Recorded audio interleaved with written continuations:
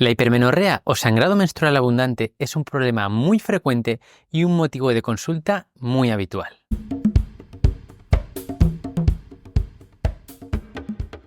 Se considera un ciclo menstrual normal aquel que aparece cada 21 a 35 días, aunque es verdad que esto difiere en función de la fuente consultada. Algunos autores dicen que entre 24 y 45, pero más o menos quedaros con esa cifra. Entre 21 y 35 días se considera un ciclo normal. Y se considera normal si tiene una duración de entre 4 y 8 días y una cantidad de entre 5 y 80 mililitros. Lógicamente, es muy difícil medir exactamente la cantidad de sangrado durante la regla y por lo tanto es preciso que nos fiemos de lo que refiere a la paciente de forma subjetiva como regla abundante. Este vídeo está dirigido a profesionales de la salud. Si no lo eres, puedes consultar el vídeo correspondiente con un contenido más adecuado y comprensible en el área mujer. Os dejamos un enlace en la descripción. Igual que es muy difícil determinar qué es una regla abundante, también es complicado definir la frecuencia o prevalencia del sangrado menstrual abundante. Sin embargo, la Organización Mundial de la Salud afirma que la prevalencia de hipermenorrea se encuentra entre el 8 y el 27% de las mujeres en edad fértil. Lo que sí que es bien conocido es que este problema es más frecuente en los extremos de la edad reproductiva, es decir, en la adolescencia y en la premenopausia. También existen factores favorecedores como pueden ser la edad, algunas enfermedades como el hipotiroidismo o el uso de DIU de cobre. Bien, entre las causas, y esto es muy importante, podemos dividir las causas de sangrado abundante en dos grandes grupos, las que son orgánicas o estructurales y las que llamamos funcionales, que normalmente son hormonales. Bien, entre las causas orgánicas, las que hemos llamado estructurales, los más frecuentes son los pólipos, los miomas y la adenomiosis, que es la endometriosis en el espesor del miometrio. Aunque también hay otras causas como puede ser el cáncer de endometrio, los desgarros o la ectopia cervical.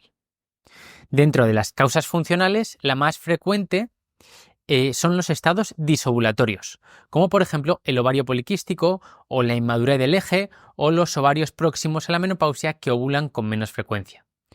Otras posibles causas funcionales pueden ser la hiperplasia endometrial, las coagulopatías o el uso de fármacos como el acenocumarol o el tamoxifeno. La progesterona se produce, como sabéis, en el ovario una vez que el folículo dominante ovula y se convierte en el cuerpo lúteo. Como explicamos en el vídeo de síndrome de ovario poliquístico, en los estados dis o anovulatorios, el endometrio está expuesto a un estímulo estrogénico constante sin la oposición de la progesterona. Este crecimiento desmedido del endometrio, causado por el estímulo estrogénico, es el causante del sangrado uterino abundante en estas pacientes. Bien, y vamos al diagnóstico. El diagnóstico del sangrado menstrual abundante comienza siempre, como ocurre siempre, con una buena anamnesis y una buena exploración. Sería muy importante, antes de seguir con el estudio, descartar la posibilidad de embarazo. Bien, solemos pedir también pruebas de laboratorio, sobre todo un hemograma para ver cómo está de baja la paciente con estos sangrados. Sin embargo, no existe una correlación perfecta entre la hematimetría y la cantidad de sangrado. De hecho, de las mujeres con sangrado menstrual de más de 200 mililitros, solo el 50% van a presentar anemia porque el cuerpo es capaz de compensar este sangrado. Bien, y podremos completar este estudio con otras pruebas como determinaciones de hierro o ferritina para medir los depósitos de hierro. Solo haremos una determinación hormonal en aquellas mujeres en las que sospechemos alguna alteración, como síndrome de ovario poliquístico, hiperandrogenismo, hipo o hipertiroidismo o hiperprolactinemia.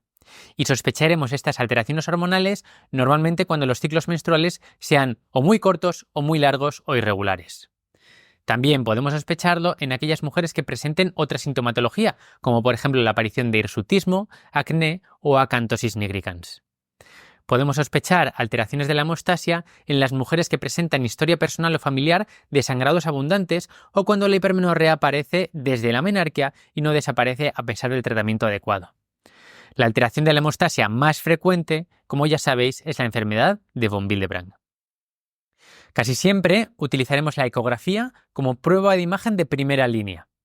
En la mayoría de los casos, con esta prueba sería más que suficiente para establecer el diagnóstico. Es verdad que podemos hacer otras pruebas de segunda línea si sospechamos patología en la cavidad endometrial, como pueden ser la histerosonografía o la histeroscopia. Como vemos en el vídeo correspondiente, tanto de la histerosonografía como de la histeroscopia. Recordad que histerosonografía es meter un poquito de líquido dentro de la cavidad uterina y hacer la ecografía para ver mejor la patología intracavitaria. Bien, por último, la resonancia magnética casi nunca es necesaria en estos casos, siendo además una técnica muy costosa. Por lo tanto, la reservaremos únicamente para casos dudosos o para planificar cirugías complejas. Podemos hacer también una biopsia endometrial mediante una cánula de Cornier en aquellas pacientes en las que sospechemos o exista algún factor de riesgo de malignidad, como por ejemplo mujeres mayores de 45 años o pacientes que no respondan de la forma esperada al tratamiento. Si la muestra, esto es importante que lo tengamos en cuenta, es insuficiente, es verdad que es muy improbable que haya malignidad. Por lo tanto, salvo que persista el sangrado o tengamos alta sospecha, no sería necesario repetirla, si estamos al menos seguros de que hemos entrado dentro de la cavidad uterina. Bien, y vamos ya a abordar el tratamiento. En primer lugar, el tratamiento médico, que suele ser el tratamiento de primera línea. Vamos a hablar de las distintas alternativas por orden de eficacia, de más eficaz a menos eficaz. Por lo tanto, en primer lugar tendremos el DIU de levonorgestrel, que es el tratamiento más eficaz para tratar la hipermenorrea, con una reducción del sangrado de hasta el 90%, aunque es verdad que a veces tarda unos meses en ver los resultados de esta disminución del sangrado. En mujeres con miomas intracavitarios hay que tener en cuenta que tenemos un riesgo relativamente alto de expulsión del DIU. En segundo lugar tenemos los anticonceptivos hormonales combinados, que son el tratamiento más utilizado. Reducen el sangrado hasta en un 60%, aunque parece que algunos de ellos, como por ejemplo la combinación concreta de valerato de estradiol con Dionogest, que en España se conoce como Claira, que es un preparado cuatrifásico, pues este combinado en concreto parece ser especialmente eficaz con una reducción del sangrado de hasta el 85%. Sin embargo, hay que tener en cuenta que no está comercializado en todos los países. Bien, en siguiente lugar, en orden de eficacia, tendríamos los antifibrinolíticos, como el ácido tranexámico. Son muy útiles porque apenas tienen efectos adversos y no son un tratamiento hormonal, por lo que puede ser un tratamiento de primera línea. Reducen el sangrado hasta en un 50% y de forma muy rápida, siendo eficaz a las 2 horas de la administración. Sin embargo, no deberían usarse durante más de 3 o 5 días por ciclo. A pesar de esta recomendación, no se han encontrado eventos trombóticos con la utilización de ácido tranexámico. También tiene la ventaja el ácido tranexámico de que al no tener un efecto anticonceptivo lo podemos utilizar en mujeres que estén buscando embarazo. Otros antifibrinolíticos que ya conocéis como el ácido epsilon aminocaproico o el etamsilato son menos eficaces y tienen un poquito más de efectos adversos que el ácido tranexámico, por lo tanto en general no los utilizamos. Bien, el siguiente fármaco en orden de eficacia serían los gestágenos, que los utilizamos en pacientes en las que no podemos dar estrógenos o que no desean utilizarlos, como por ejemplo mujeres fumadoras mayores de 35 años, con historia previa de tromboembolismo o coagulopatías. Es necesario utilizar una pauta de al menos 21 días al mes para que sean eficaces, con una reducción del sangrado del 50%. Si los usáramos únicamente durante 10 días, la reducción del sangrado sería solo del 20%, así que hay que intentar utilizarlos al menos 21 días. Además, tened en cuenta que si los utilizamos en pauta discontinua, pierden su efecto como anticonceptivo.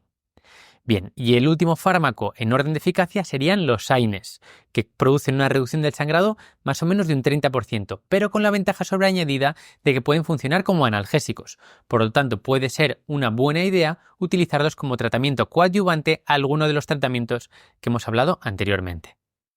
Vale, una matización. En caso de sangrado agudo intenso, existe la posibilidad de administrar o estrógenos más gestágenos a dosis alta para cohibir el sangrado más rápidamente. Esta circunstancia la explicaremos con más detenimiento en el sangrado menstrual abundante en adolescentes, por ser algo más frecuente en este grupo de pacientes.